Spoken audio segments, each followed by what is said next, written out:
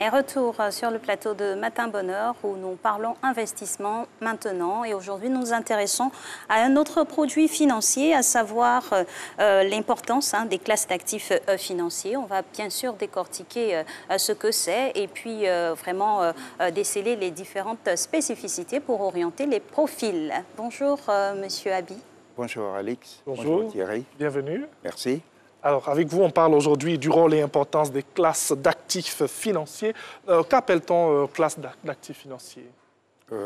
Une classe d'actifs financiers, c'est une sorte, j'allais dire, d'élément qui vous permet de gagner de l'argent à partir d'un risque que vous prenez. Donc, ce sont des éléments sur lesquels vous devez vous appuyer pour réaliser vos investissements.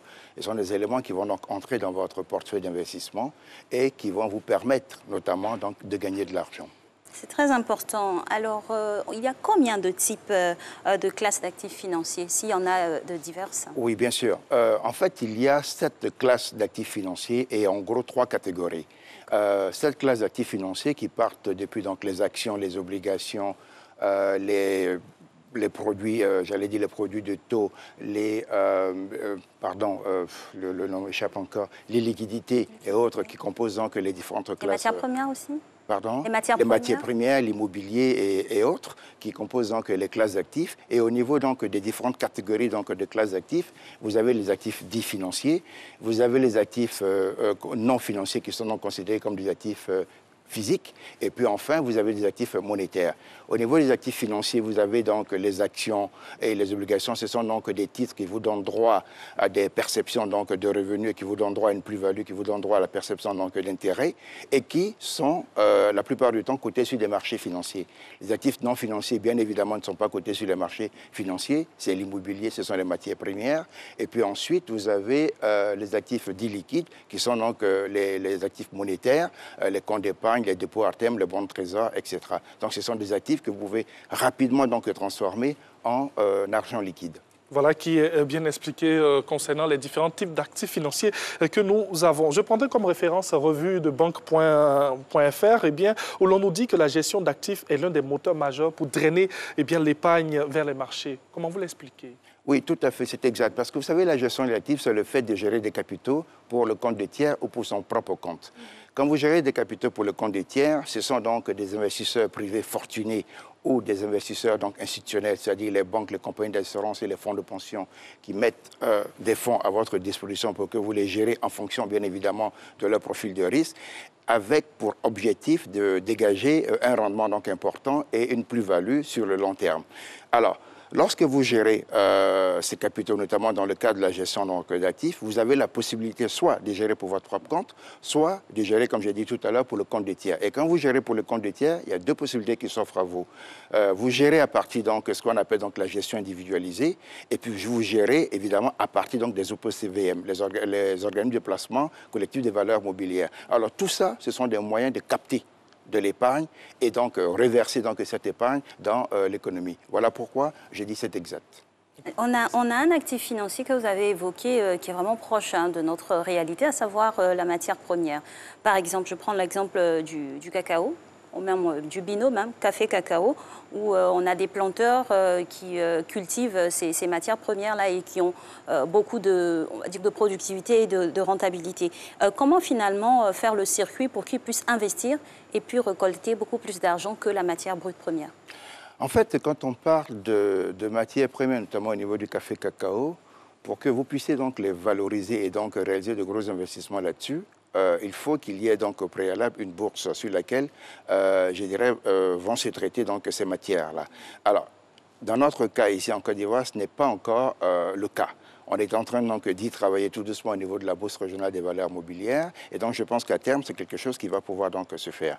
Mais ce sont des produits qui, à l'international, j'allais dire, sont très prisés et qui, évidemment, amènent les gros gestionnaires d'actifs à anticiper à faire des anticipations donc, sur les achats des différentes productions des pays donc, concernés. C'est pour ça qu'on a des fois des spéculations? Voilà, c'est pour cela que justement, quelquefois, on a des spéculations. Parce qu'on estime, par exemple, que la Côte d'Ivoire, premier producteur de cacao, va donc produire un certain nombre de tonnages et on anticipe en disant on veut racheter un certain nombre de tonnages par rapport donc, à cela. Alors, si la prévision que nous avons faite s'avère donc fausse, vous comprenez que par rapport à nos calculs initiaux, il va donc sans dire qu'on va se retrouver avec un décalage, il va falloir rechercher donc ce produit-là sur d'autres marchés. Et donc du coup, ça crée donc de la spéculation par rapport à tous les différents produits.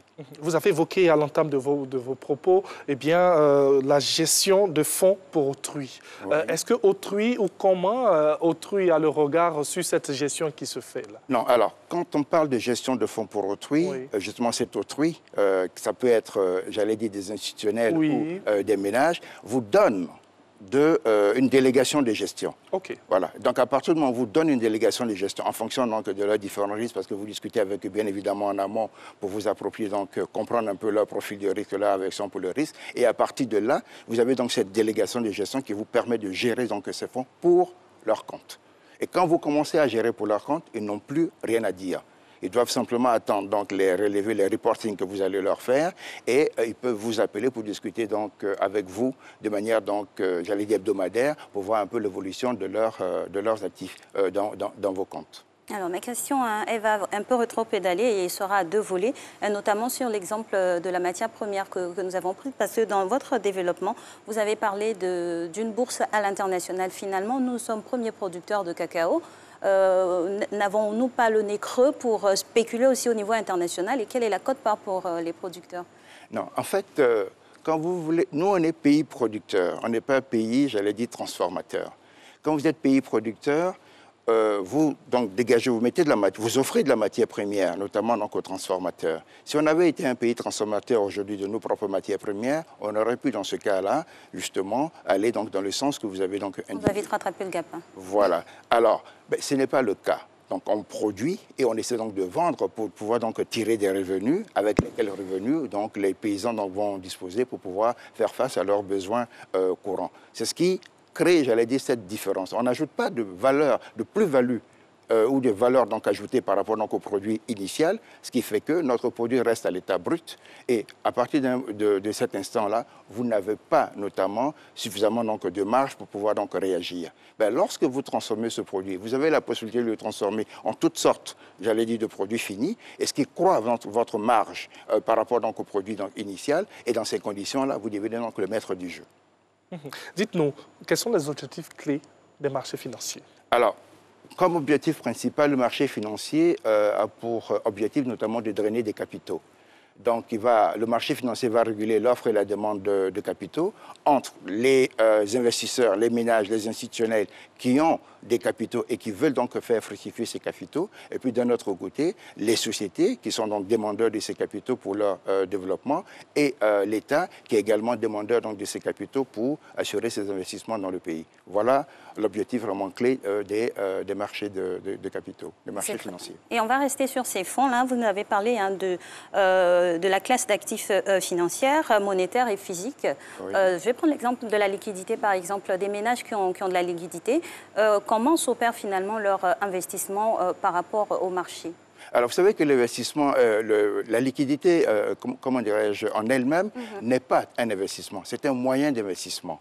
Donc, la liquidité vous permet de réaliser des investissements. Lorsque vous avez donc cette liquidité-là, vous pouvez maintenant acquérir soit des actifs financiers, soit des actifs non financiers. Donc, l'immobilier, les matières premières, ou des actifs financiers, les actions, les obligations, etc. Vous préconisez quoi? Qu'on aille tout de suite à l'achat d'obligations ou qu'on bâtisse une belle maison? Alors, ça nous ramène notamment, j'allais dire, au début de nos entretiens. Oui. Qu'est-ce que nous avons dit? Nous avons dit que pour pouvoir donc réaliser, donc des investissements, il va falloir premièrement définir vos objectifs financiers, définir votre profil d'investisseur, déterminer votre champ d'investissement et à partir de là, vous commencez donc à investir. Donc, si vous avez de la liquidité, une fois que tout cela a été fait, ma foi, vous êtes maintenant en droit, vous êtes en possibilité donc d'aller donc investir sur le marché et puis le choix va dépendre de vous. Parce que moi, si je vous donne un conseil aujourd'hui pour vous dire, je préfère par exemple l'immobilier aux actifs, financiers, vous me direz que ça, c'est moi qui le dis. Vous voyez, donc ce sont vos objectifs financiers, vos objectifs personnels qui vont vous permettre de faire ce choix-là. Donc ce choix-là vous est propre. Alors, professeur, je reviens. Il n'y a pas eu d'interrogation. Bien sûr, je reviens sur un aspect très important. Alors, avec ma question qui est un peu longue, hein, oui. Pourquoi l'allocation des capitaux que la gestion des actifs organise et qui doit répondre aux attentes des investisseurs est marquée par une montée de l'aversion au risque? Ça, c'est l'économie, les résultats de l'économie en face qui vont, j'allais dire, qui va amener les investisseurs à avoir une certaine appréhension, à avoir une certaine aversion donc, au risque. Moi, je suis investisseur institutionnel. J'arrive sur un marché, j'ai une certaine somme d'argent que je veux investir. Par exemple, je prends le cas de notre fonds de pension local ici, qui est investisseur institutionnel et qui veut investir sur le marché. Si notre fonds de pension local constate que le marché financier régional aujourd'hui ne s'y prête pas, compte tenu donc des conditions économiques qui régissent, notamment qui sont au niveau donc, de l'UEMOA, ben, évidemment, il ne va pas investir. Vous voyez, il va donc se détourner, donc, j'allais dire, des actifs financiers pour aller investir dans des actifs non financiers. Donc tout cela dépend de des conditions économiques qui régissent le marché à un moment donné. Et votre exemple, il me plaît tellement, et on va y rester. Le fonds que nous avons ici, finalement, tous les travailleurs privés en sont actionnaires. Oui. Et comment se fait ces investissements-là et la répartition? Alors, je ne peux pas parler à la place donc, de ce fonds, mais ce que je sais en tant qu'acteur du marché. Comment devrait ce fonds investit. Conditionnel. Utilisons conditionnel, si vous voulez. Ce fonds investit beaucoup sur le marché. Ah oui. Et ce fonds investit à la fois dans des actifs financiers, à la fois dans des actifs, j'allais dire, non financiers. Et aujourd'hui, quand vous regardez, notamment en termes d'immobilier, ce fonds est propriétaire de beaucoup donc, de bâtiments. Comment finalement c'est encadré? Parce que bon, c'est l'argent des travailleurs qui est ponctionné pour leur retraite, qui, avant leur retraite, est investi et génère des fonds. Oui. Et bien, finalement, c'est des bénéfices pour tout le monde. J'espère voir quelque chose sur mon compte. Vous savez, il y a une politique d'investissement qui régit les investissements qui sont réalisés par ce fonds. À l'intérieur donc de ce fonds, il y a un comité d'investissement. Et ce comité d'investissement détermine la politique d'investissement de ce fonds. Et tout ce qui ne fait pas partie, notamment de cette politique d'investissement, n'est pas déterminé par cette politique d'investissement, qui d'ailleurs est arrêtée par le conseil d'administration, fait que le fonds ne peut pas donc investir au-delà en dehors de ce qui a été donc défini dans la politique d'investissement. C'est pour cela que quand vous regardez les actifs, les classes d'actifs de ce fonds-là, vous voyez à la fois des actifs financiers, actions, obligations, vous voyez donc des actifs non financiers, c'est-à-dire vous voyez donc de l'immobilier, etc. Et c'est ce qui constitue les principales donc, classes d'actifs ici dans notre sous-région et singulièrement dans notre pays. Mais moi, c'est un avis personnel, hein, je suis satisfait de ce fait que ce fonds-là prenne l'initiative d'investir donc largement et de manière donc importante sur le marché financier, justement pour pouvoir payer votre retraite demain, parce qu'il faut donc créer de la valorisation du capital donc, qui est investi. Il faut dégager donc suffisamment donc, de dividendes et de revenus sur les investissements qui sont faits pour pouvoir demain payer votre retraite, payer demain ma retraite, payer demain la retraite. Vous nous avez précisé sur la clé de répartition, c'était ça la préoccupation. Déjà, il faut dire à 8h02, on va commencer à demander des comptes. Voilà. Alors, c'est vrai que vous nous faites baigner dans cet écosystème-là, mais on va parler des acteurs. Qui sont les acteurs de ce marché financier, de ce grand marché financier? Alors, quand on parle, les acteurs sont nombreux. Les acteurs sont nombreux parce que vous allez d'abord à partir de l'autorité de régulation. Vous avez l'autorité de régulation qui est le Conseil régional de l'épargne publique et des marchés financiers, l'autorité des marchés financiers. Ensuite, vous avez la bourse elle-même et le dépositaire central, banque de règlement, qui sont aussi donc des acteurs, j'allais dire, d'un autre niveau. Et puis enfin, vous avez les acteurs opérationnels, qui sont donc les sociétés de gestion et d'intermédiation, les sociétés de gestion d'OPCVM. Pour gérer justement les actifs dont nous parlons, ce sont donc ces sociétés de gestion de PCVM qui gèrent ces actifs-là, et ce sont également les sociétés de gestion et d'intermédiation qui sont appelées à intervenir sur ces classes d'actifs. Et tous ces acteurs-là sont présents ici dans notre écosystème, et la plupart de ces acteurs-là sont rattachés, eux, à l'ensemble des banques qui existent sur la place d'Abidjan. C'est très bien. Alors, comment pourront-on mesurer l'importance des classes d'actifs financiers dans tout cet écosystème-là, au regard, bien sûr, du schéma qu'on a? Alors, Pour mesurer l'importance des actifs financiers, il faut voir un peu, j'allais dire, ces acteurs, notamment les ménages et les investisseurs privés et les investisseurs institutionnels qui sont sur ce marché. Quand une entreprise donnée émet des obligations ou émet donc des actions, qui achètent? De manière générale, ce sont les ménages et ce sont donc justement ces fonds de pension, ces banques et ces compagnies d'assurance qui sont donc ces investisseurs institutionnels qui achètent. Et quand vous regardez le volume des opérations qui est réalisé donc sur notre marché, cela démontre un peu l'importance, j'allais dire, de ce marché financier. Quand je prends, j'ai plus les chiffres exactement en tête, mais je sais qu'aujourd'hui, quand on regarde depuis 1998 jusqu'à ce jour, on a dû passer la barre des 2000 milliards de transactions donc financières. Et ce sont donc on arrive vraiment sur des volumes d'argent qui sont importants, qui sont vraiment importants et qui montrent bien le dynamisme et la profondeur donc, de notre marché financier. Et l'impact direct sur la vie? Et l'impact direct sur la vie, c'est justement, ça permet donc aux ménages ou même à ces investisseurs privés de gagner suffisamment d'argent, de valoriser donc leur capital qui a été donc investi au départ et bien évidemment de disposer donc de revenus réguliers pour pouvoir faire face à tous leurs engagements. On comprend le schéma de la flotte ivoirienne. Moi, j'allais même vous demander comment se porte ou se comporte ce marché financier. Vous l'avez dit, il est très dynamique. Oui, il est très dynamique. Le marché financier se porte très bien. Et d'ailleurs, il y a, je crois, 2 semaines de cela, il y a eu donc des remises de prix sur ce marché financier qui a singulièrement donc montré et indiqué le dynamisme du marché. Et aujourd'hui, il y a des réformes qui sont donc entamées par l'autorité des marchés financiers pour pouvoir, puisque c'est un marché qui existe depuis 1998, pour pouvoir donc l'adapter à l'écosystème actuel, réformer donc en profondeur donc le marché financier et aller à nouveau de l'avant pour pouvoir créer un autre souffle de dynamisme. Oui, vous n'avez pas reçu le prix du meilleur consultant, non? Ce sera peut-être à la fin de la saison. Justement, restons sur les distinctions. Quels sont les indicateurs pour pouvoir évaluer les différents acteurs et passer à la classification? Ça dépend, j'allais dire, des acteurs du marché, notamment la BRVM ou du conseil régional. Mais la BRVM a créé un prix qu'on appelle donc les awards de la BRVM pour distinguer les différents acteurs du marché financier. Et cette distinction part même depuis les émetteurs jusqu'aux différents acteurs qui interviennent, notamment pour pouvoir donc faire fonctionner ce marché financier. Et je pense que c'est une excellente initiative. Et cette initiative va permettre donc de mettre en avant certains acteurs du marché et les encourager évidemment à donner toujours le meilleur d'eux-mêmes.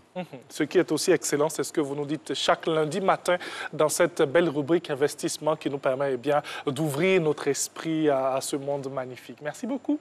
Monsieur Guy Abi Noguès. Merci. Voilà, Noguès comme la venue. Allez, on a terminé cette émission.